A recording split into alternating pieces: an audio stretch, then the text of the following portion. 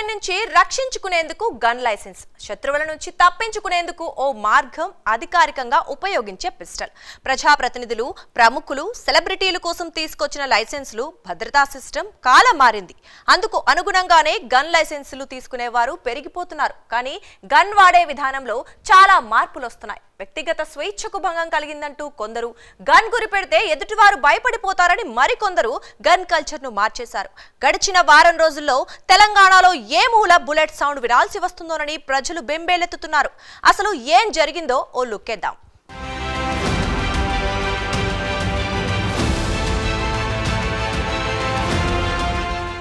Gun అనేది ఒక మారణాయుధం. తుపాకీ, రివాల్వర్, పిస్టల్ రూపంలో వినియోగిస్తూ ఉంటారు. ఇందులోని బుల్లెట్లు ఆత్మరక్షణగా ఉపయోగపడమే కాకుండా వేట, క్రీడలు వంటి వాటి కోసం వినియోగిస్తూ ఉంటారు.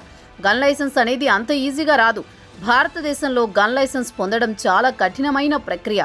దీన్ని ఆర్మ్ యాక్ట్ 1959 ప్రకారం ప్రాణహాని ఉన్నవారు, రైతులు, పంటల రక్షణ, అథ్లెట్లకు ఇస్తుంటారు. ఇందుకు వ్యక్తిగత గుర్తింపు, చిరునామా, ఆదాయపు పన్ను, మానసిక ఆరోగ్య ధృవీకరణ, పోలీస్ క్లియరెన్స్ వంటివి ఆధారంగా చూపించాల్సి ఉంటుంది. ఒక్కసారి లైసెన్స్ పొందిన తర్వాత 3 తుపాకుల వరకు కలిగి ఉండవచ్చు. ఏడాదికి 100 బుల్లెట్లు కొనుగోలు చేయవచ్చు. అందుకు సంబంధించిన రికార్డ్స్, అవసరాలు కూడా సంబంధిత అధికారికి లెక్కలు ఎప్పటికప్పుడు చూపించాల్సి ఉంటుంది.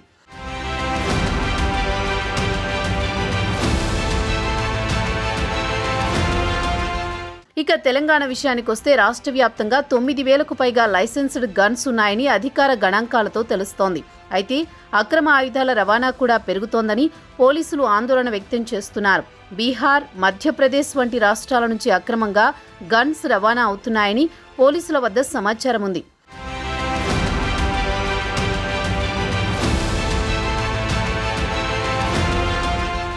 ఇటీవల జరిగిన గన్ కాల్పుల ఘటనలు ప్రజలను బెంబేలెత్తిస్తున్నాయి.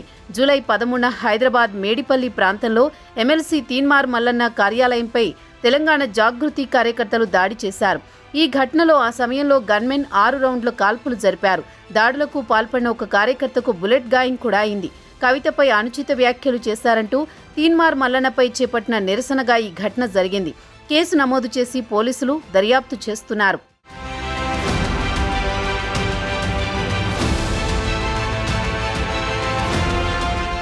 బీసీ రిజర్వేషన్ల విషయంలో కల్వకుంట్ల కవితను ఉద్దేశించి ఎమ్మెల్సీ తీన్మార్ మల్లన్న చేసిన వ్యాఖ్యలు తెలంగాణలో దుమారం రేపాయి.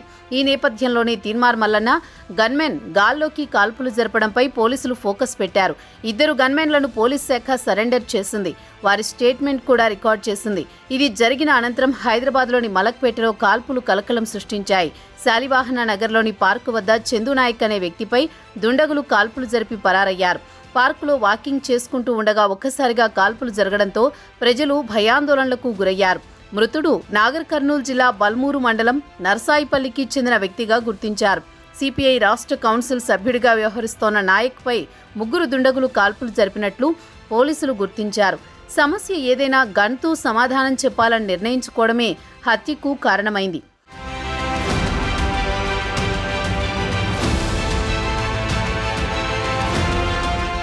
గన్ అనేది ఆత్మరక్షణతో పాటు పోలీసు విధుల్లో ఒక కీలకమైన ఆయుధం. అనుకోని సంఘటనల్లో అడపాదడపా పోలీసులు సైతం మృత్యువాత పడుతూ ఉంటారు. అలాంటి ఘటనే మెదక్ జిల్లాలో చోటు చేసుకుంది. సంగారెడ్డి కలెక్టరేట్లో జరిగిన ఒక ప్రమాదంలో గన్ మిస్ఫైర్ అవడంతో ఓ కానిస్టేబుల్ మరణించాడు. తుపాకీ ప్రమాదవశాత్తు పేలడంతో ఈ ప్రమాదం చోటు చేసుకుంది.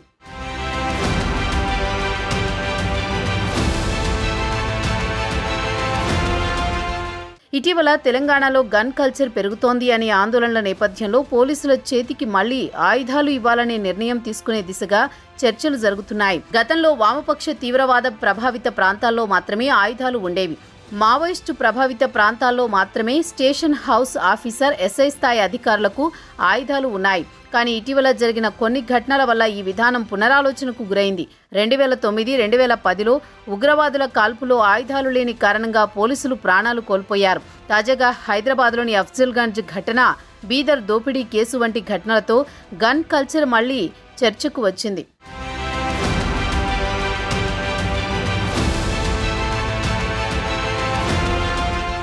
గతంలో ఎన్నడూ లేని విధంగా తెలంగాణలో గన్ కల్చర్ పెరుగుతోంది. ఈ కారణంగా నేరాలు పెరిగిపోతున్నాయి. అటు పలు సంఘటనల్లో పోలీసులు సైతం ప్రాణాలు కోల్పోతున్నారు. దశాబ్దాల కాలం కిందట జరిగిన ఘటనలు కూడా తెరపైకి వస్తున్నాయి. అప్పుడే పోలీసులకు ఆయుధాలు ఇవ్వాలని భావించారు, కానీ అమలు కాలేదు. ఇటీవల హైదరాబాద్ నగరం అఫ్జల్గంజ్ ఘటనతో మళ్లీ ఈ అంశం తెరపైకి వచ్చింది. ఉమ్మడి రాష్ట్రంలో వామపక్ష తీవ్రవాదం బలంగా ఉన్న సమయంలో ప్రభావిత ప్రాంతాల్లోని పోలీస్ స్టేషన్లలో ప్రత్యేక ఏర్పాట్లుండేవి. ఒకవేళ మావోయిస్టులు దాడి చేసినా సిబ్బంది ఆయుధాలతో ఎదుర్కొనేలా చర్యలు తీసుకున్నారు.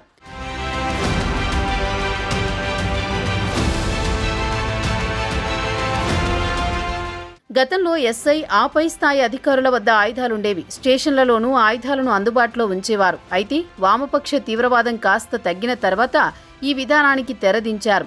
కేవలం మావోయిస్టు ప్రభావిత ప్రాంతాల్లో పనిచేసే స్టేషన్ హౌస్ ఆఫీసర్, ఆపై స్థాయి అధికారులకు మాత్రమే పిస్తోలు వంటి ఆయుధాలను ఇచ్చారు. సాయుధ సెంట్రీ పోస్టులను కూడా తీసేశారు. కేవలం వాచింగ్ పేరుతో ఆయుధాలు లేని కానిస్టేబుల్లే కాపలా విధులు నిర్వహిస్తున్నారు.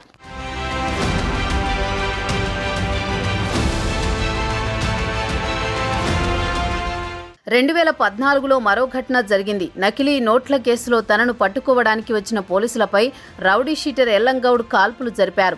ఈ కాల్పుల్లో ఈశ్వరయ్య అనే కానిస్టేబుల్ చనిపోయారు. 2015 ఏప్రిల్ 2న సూర్యాపేట బస్టాండ్లో అస్లాం, ఎజాజుద్దీన్ అనే ఇద్దరు సిమీ ఉగ్రవాదులు కానిస్టేబుల్ మెట్టు లింగయ్య, హోంగార్డ్ కుమరి మహేష్లను కాల్చి చంపారు.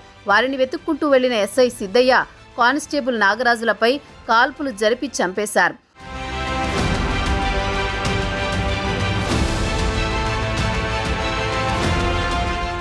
తాజాగా కర్ణాటకలోని బీదర్లో దోపిడీకి పాల్పడ్డ ఇద్దరు నిందితులు డబ్బు సంచులతో హైదరాబాద్ వచ్చారు. ఛత్తీస్గఢ్లోని రాయ్పూర్ వెళ్లేందుకు బస్సు ఎక్కడానికి ప్రయత్నించారు. ఈ క్రమంలో మరోసారి కాల్పులు జరిపారు.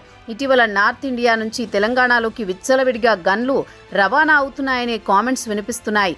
ఈ నేపథ్యంలో ప్రమాదం పొంచి ఉందనే హెచ్చరికలు ఉన్నాయి.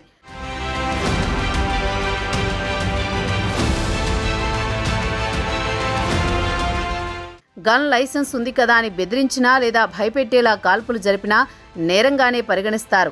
భారత ఆయుధాల చట్టం ప్రకారం తుపాకీ లైసెన్సు కేవలం ఆత్మరక్షణ మాత్రమే. బెదిరింపులు, హింస, అసాంఘిక కార్యకలాపాల కోసం ఉపయోగించడం పూర్తిగా నిషిద్ధం.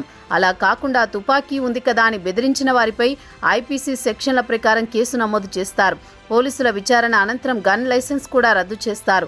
తుపాకీని స్వాధీనం చేసుకుని కేసు ఆధారంగా జైలు శిక్ష కూడా పడే అవకాశాలుంటాయి. ప్రధానంగా లైసెన్సు తీసుకున్న వారిపై పోలీసులు నిఘా ఉంటుంది. మానసిక స్థితి, క్రిమినల్ రికార్డులపై ఓ కన్నేస్తూ ఉంటారు.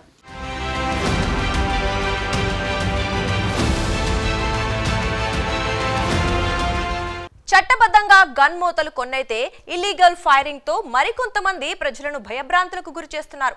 వ్యవస్థను ప్రక్షాళన చేస్తే గాని తప్పుదారి పట్టిన గన్ కల్చర్ దారిలోకి తీసుకురావాల్సిన అవసరం ప్రభుత్వంపై ఎంతైనా ఉంది.